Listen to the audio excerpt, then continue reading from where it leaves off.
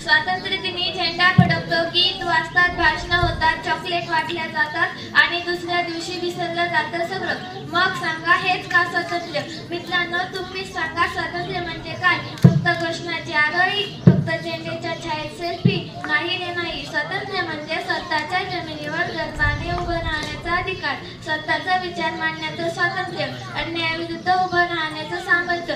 पण आज भेदभाव अजूनही आहे, भ्रष्टाचार वाढतच आहे, स्त्री अजूनही भीतीतच जगते, सैनिक मरतो आणि आपण IPL बघतो, कोणी तुमच्यासाठी फासावर गेला आणि आपण आज फॉरवर्डच्या बटनावर देशप्रेम मोजतो।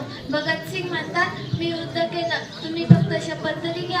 नेताजी म्हणतात, मी रक्त दिलं, तुम्ही निदान खरं तरी बोला। आणि आपण काय करतो? नकल करतो, अपमान करतो आणि म्हणतो हे तर सगळेच करतात। मग मित्रांनो, स्वातंत्र्य दिनाला फक्त एक सण म्हणायचं, हा दिवस डोळ्यात नाही तर तो मनात असायला हवा, हा दिवस साजरा नाही तर तो जागवायचा आहे।